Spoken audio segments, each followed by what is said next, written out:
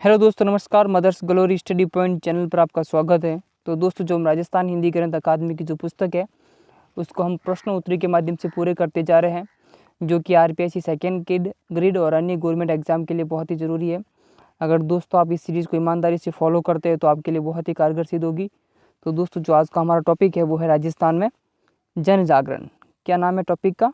राजस्थान में जन जागरण। इसके जितने भी क्वेश्चन बनते हैं आज हम बनाएंगे दोस्तों। तो शुरू करते हैं आज का जो क्वेश्चन है। वीडियो शुरू करने से पहले अगर मेरा वीडियो पसंद आए तो इसको लाइक, शेयर एंड सब्सक्राइब जरूर करना। तो आज का जो पहला क्वेश्चन है वो है, आर्य समाज की स्थापना कब की गई थी? तो दोस्तों, इसका जो आंसर है वो है ऑप्शन नंबर स, 10 अप्रैल 1875। आर्य समाज की स्थापना 10 अप्रैल 1875 को की गई थी। दोस्तों, आर्य समाज की स्थापना स्वामी दयानंद सरस्वती ने बम्बई में की थी। याद रखना, आर्य समाज की स्थापना स्वामी दयानंद सरस्वती ने बम्बई में की थी। और दोस्तों, जो दयानंद सरस्वती थे उनकी एक पुस्तक है, उस ग्रंथ का नाम है सत्यार्थ प्रकाश। ये भी बहुत मोस्ट तथ्य है। सत्यार्थ प्रकाश किसकी पुस्तक है? दयानंद सरस्वती की। और दोस्तों, जो वैलेंटाइन सिरोल थे उन्होंने आर्य समाज को एक राजनीतिक संस्था की संज्ञा दी थी। यहाँ पे गलत लिखा मैंने, संज्ञा दी थी, मतलब ये संज्ञा।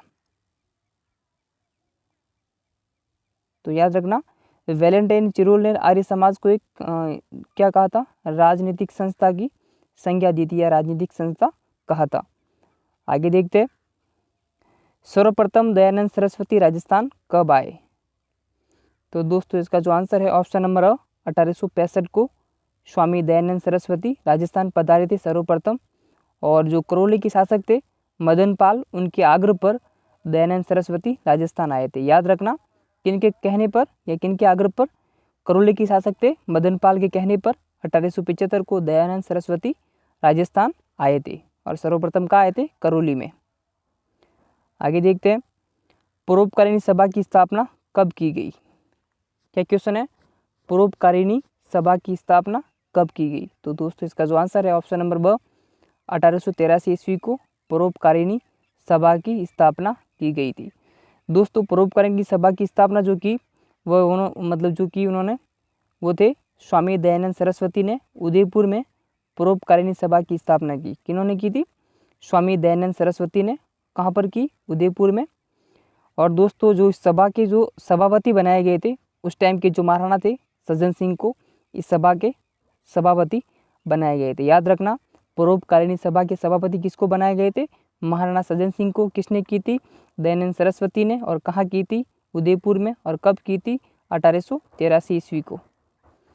आगे देखते हैं, दलितों उदार पुस्तक किसकी है? बहुत मोस्ट क्वेश्चन दोस्तों, दलितों उदार पुस्तक किसकी है? तो दोस्तों, इसका जो आंसर है ऑप्शन नंबर स, चांदकरण शारदा। चांदकरण शारदा की पुस्तक है दलितों उदार।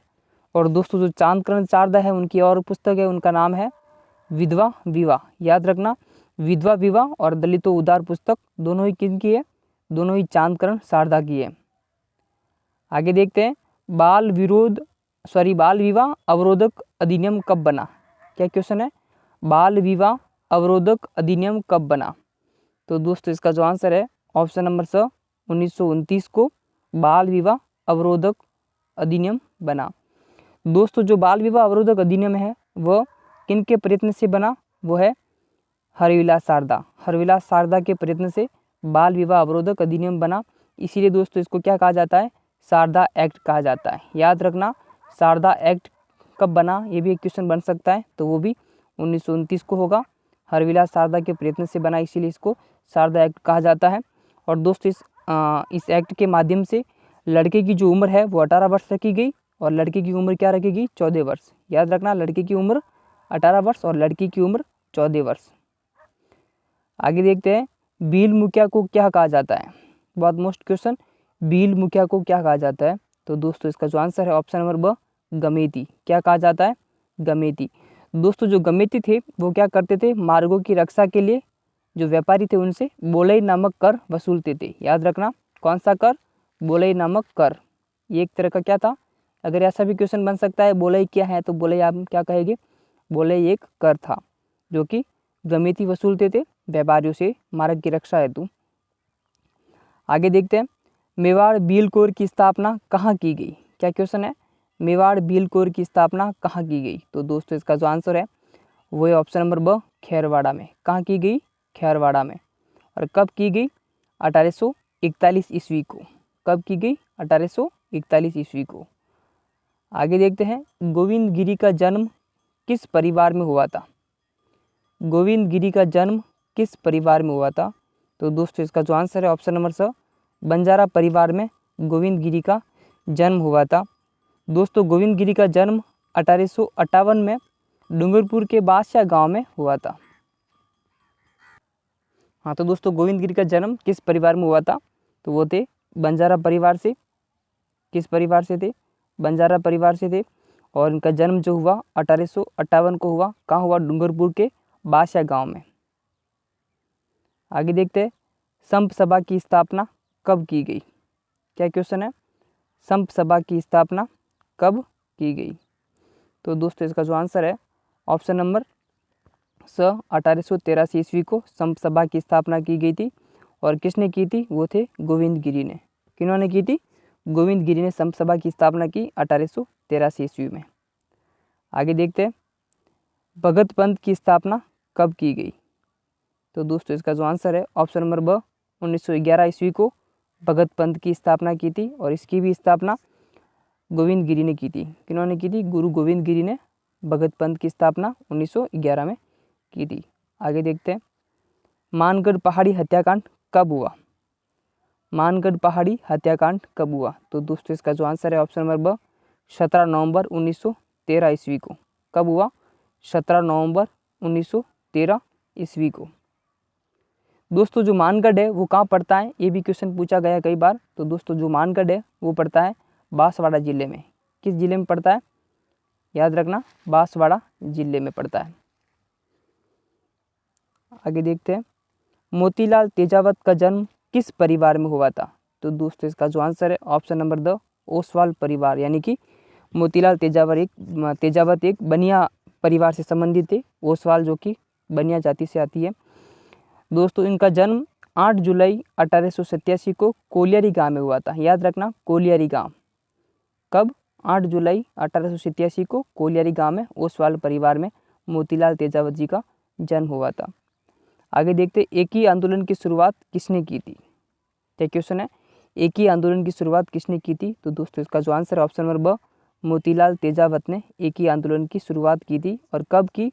1921 ईस्वी को मातृकुंडिया से। याद रखना, 1921 ईस्वी को मातृकुंडिया से एक ही आंदोलन की शुरुआत मोतीलाल तेजावत जी ने की थी।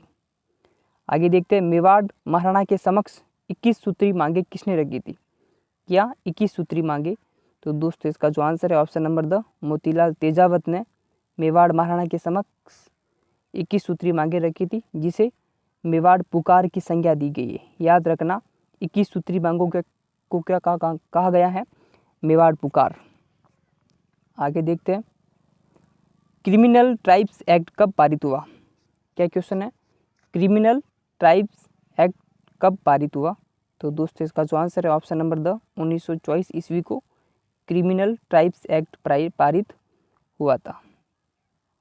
आगे देखते हैं, मीन पुराण किसने लिखा? ये दोस्तों मीणाओं से संबंधित है। मीन पुराण, जिसमें मीणाओं को मीन पुराण से मतलब मीन यानी मछली से मतलब उत्पन्न बताते हैं। और ये किसने लिखा? तो दोस्तों ये लिखा है ऑप्शन नंबर स, जैन मुनि मगन सागर ने। याद रखना, ऑप्शन नंबर स, जैन मुनि मगन सागर ने मीन पुराण की रचना की। आगे देखते हैं, राजपूताने का प्रथम पत्र कौन सा था? तो दोस्तों वो है ऑप्शन नंबर स, मजहरूल सरूर। याद रखना, राजपूताने का प्रथम पत्र जो था वो था मजहरूल सरूर। दोस्तों जो मजहरूल सरूर है वो कहाँ से निकला था? तो भरतपुर राज्य से निकला था। याद रखना, भरतपुर से निकला था। आगे देखते हैं, असुमेलित है। एक तरफ राज्य दे रखा है, एक तरफ पत्र दे रखे, समाचार पत्र। जयपुर से जग हितकारक, जोधपुर से मरुधर मित्र, उदयपुर से सज्जन कृति सुधारक और अजमेर से देश हितैषी। दोस्तों ये चारों ही है ना, चारों ही सुमेलित हैं। जयपुर से जग हितकारक निकला, और जोधपुर से मरुधर मित्र निकला, उदयपुर से सज्जन कीर्ति सुधारक निकला, अजमेर से देश हितैषी निकला। यानी कि ऑप्शन नंबर ये जो है सभी सुमेलित हैं, ये हमारा सही आंसर है। आगे देखते हैं, राजस्थान में भील आंदोलन के प्रणेता थे। क्या क्वेश्चन है? राजस्थान में भील आंदोलन के प्रणेता थे। तो दोस्तों इसका आंसर है ऑप्शन नंबर ब, गुरु गोविंद गिरी। कौन थे? गुरु गोविंद गिरी। आगे देखते हैं, बोमट भील आंदोलन का नेतृत्व किसने किया? क्या क्वेश्चन है? बोमट भील आंदोलन का नेतृत्व किसने किया? तो दोस्तों इसका जो आंसर है ऑप्शन नंबर ब, मोतीलाल तेजावत ने बोमट भील आंदोलन का नेतृत्व किया था। तो दोस्तों आज का क्वेश्चन खत्म होते हैं। इसके साथ अगर मेरा वीडियो पसंद आया तो इसको लाइक, शेयर एंड सब्सक्राइब जरूर करना। धन्यवाद दोस्तों।